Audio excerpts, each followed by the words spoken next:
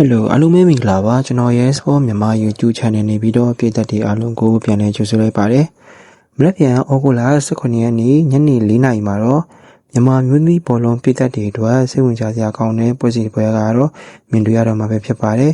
အဲ့ဒါကတော့ AFC Women Champion League 2016-2019ရဲ့အဖွင့်ပွဲစဉ်ဖြစ်ရှင်ပြိုင်ကစားမယ်AWDမျိုးသမီး SC အသင်းနဲ့ FC Children တို့ရဲ့ပွဲစဉ်ပဲဖြစ်ပါတယ်ဒီပွဲကိုရန်ကုန်မြို့သူနာကွင်းမှာကျင်းပမှာဖြစ်ပြီး AWD မြို့သမီး FC အသင်းတော့ကိုမြေကိုပြည်သက်ရှိမှာအာရှဆင်းပြိုင်ပွဲတစ်ခုကိုစတင်ရင်ဆိုင်ရမယ်အရေးကြီးတဲ့ပွဲတစ်ပွဲလည်းဖြစ်ပါတယ်ပထမဆုံး Group F ရဲ့အခြေအနေကိုကြည့်ရအောင်ပါဒီအစုမှာ AWD FC အသင်းအပါအဝင် FC Children New Taipei City နဲ့ Lebanon Clan New Limit FC ဆိုပြီးအသင်းလေးသင်းပါဝင်ပါတယ်အရေးကြီးဆုံးကတော့အစုပူရတဲ့အသင်းက AFC Women Champion League Group Stage ကိုတက်ရောက်ခွင့်ရမှာဖြစ်ပါတယ်။ဒါကြောင့်အဖွင့်ပွဲမှာရမှတ်3မှတ်ရရှိနိုင်ရေးက AWD အသင်းအတွက်အလွန်အရေးကြီးပါတယ်။အခု AWD FC ရဲ့ဘက်ကိုကြည့်ရအောင်ပါ။ AWD မျိုးသမီးဘောလုံးလောကမှာလက်ရှိအချိန်မှာအားကောင်းတဲ့အသင်းတစ်သင်းဖြစ်ပြီးပြည်တွင်းပြိုင်ပွဲတွေမှာလည်းရလဒ်ကောင်းတွေကိုရရှိထားပါတယ်။နောက်ဆုံးကစားထားတဲ့ပွဲစဉ်တွေကိုကြည့်မယ်ဆိုရင် AWD အသင်းဟာရန်ကုန် United ကိုတကူကူမရှိနဲ့အနိုင်ရခဲ့သလိုဇွဲကပိအသင်းကိုလည်း9ကူမရှိနဲ့အနိုင်ရရှိထားပါတယ်။ဒါအပြင်သစ္စာအမှန်အသင်းကို4ကူမရှိနဲ့အနိုင်ရထားတာကြောင့် AWD ရဲ့တိုက်စစ်ပိုင်းမှာဂိုးသွင်းနိုင်စွမ်းကောင်းမွန်နေတာကိုတွေ့ရပါတယ်။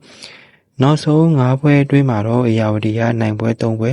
တည်ရည်တစ်ပွဲရှုံးပွဲတစ်ပွဲရရှိထားပါတယ်။ဒါကြောင့်ကိုမြေကိုပြည်သက်ရှိမှကစားရမယ်အားသာချက်နဲ့တူ AWD ဘက်ကယုံကြည်မှုကောင်းကောင်းနဲ့ပွက်ထွက်လာနိုင်မယ်လို့သုံးသပ်ရမှာပါ။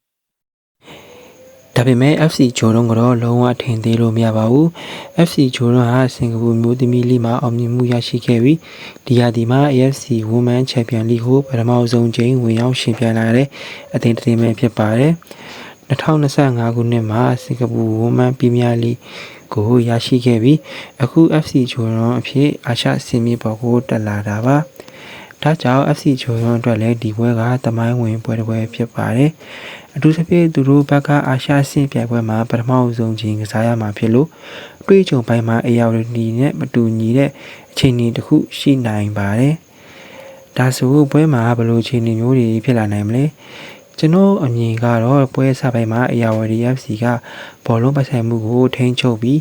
တိုက်စစ်ကိုတဖြည်းဖြည်းတိဆောက်သွားဖို့ကြိုးစားလာနိုင်ပါတယ်။အထူးသဖြင့်အင်ရှင်အသင်းဖြစ်တဲ့အတွက်ပွဲစမှာလွန်မင်းအလင်းစလိုတိုက်စစ်စင်တာထက်ကိုရဲ့ Racing Game နဲ့ဘောလုံးပိုင်ဆိုင်မှုကိုသုံးချပြီး SC ဂျိုရွန်ရဲ့ခံစစ်အဖွဲ့ကိုဖြည်းဖြည်းချင်းဖိအားပေးတာပိုကောင်းတဲ့နည်းလမ်းဖြစ်လာနိုင်ပါတယ်။ FC ဂျိုရွန်ဘက်ကတော့ပွဲစပိုင်းမှာခံစစ်ကိုကြည်ကြည်လစ်လစ်ထားပြီးခုနအတက်ကနေ AWD ကိုပြန်လည်ထိုးဖောက်ဖို့ကြိုးစားလာနိုင်ပါတယ်။ဒါကြောင့် AWD အတွက်အဓိကချက်ကတော့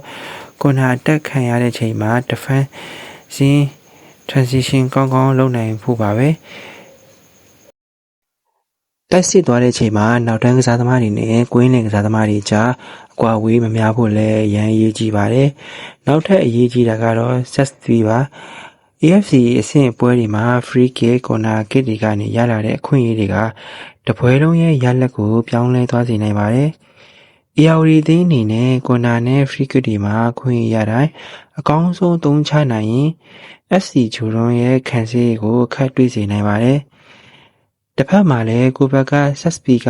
ကာကွယ်တဲ့အခါအာယုံစူးစိုက်မှုမရောဖို့လည်းလိုပါတယ်။ကွင်းလင်မှာဘောလုံးကိုဘယ်အသင်းကပိုကောင်းကောင်းထိန်းချုပ်နိုင်မလဲ။ဘယ်အသင်းကတိုက်စစ်နဲ့ခံစစ်ချချိတ်ဆက်မှုပိုကောင်းမလဲဆိုတာပွဲရဲ့အဖြေကိုအများကြီးတက်ရောက်စေမှာပါ။AWD ရဲ့ကွင်းလယ်ကိုထိန်းချုပ်နိုင်ပြီးတောင်ပံတွေကနေတိုက်စစ်အရှိန်မြင့်နိုင်မယ်ဆိုရင် FC ဂျိုရွန်ရဲ့ခံစစ်ကိုချိန်ချိန်ဖိအားပေးနိုင်မှာပါဒါပေမဲ့ FC ဂျိုရွန်ကလည်း AWD ရဲ့တိုက်စစ်ကိုကွင်းလယ်မှာပဲဖျက်ထောက်နိုင်ခဲ့မယ်ဆိုရင် AWD တဲ့အခွင့်အရေးဖန်တီးရတာပိုမိုခက်ခဲလာနိုင်ပါတယ်အဆုံးသတ်အနေနဲ့ပြောရမယ်ဆိုရင်ဒီပွဲဟာရိုးရိုး class match ပွဲမဟုတ်ပါဘူးမြန်မာမျိုးသမီးဘောလုံးအသင်းတို့အာရှအဆင့်မှာမြန်မာကလပ်အသင်းရဲ့အားရင်ကိုပြသနိုင်မဲ့အခွင့်အရေးတစ်ခုဖြစ်ပါတယ် အေယာဝတီအသင်းအနေနဲ့အိမ်ရှင်အသင်းဖြစ်တဲ့အာသာချက်ကိုပြည့်တဲ့တွေရဲ့အားပေးမှုပြည်ရင်းပြိုင်ပွဲတွေကနေရရှိရတဲ့ယုံကြည်မှုတွေကိုအပြည့်အဝအသုံးချနိုင်မယ်ဆိုရင်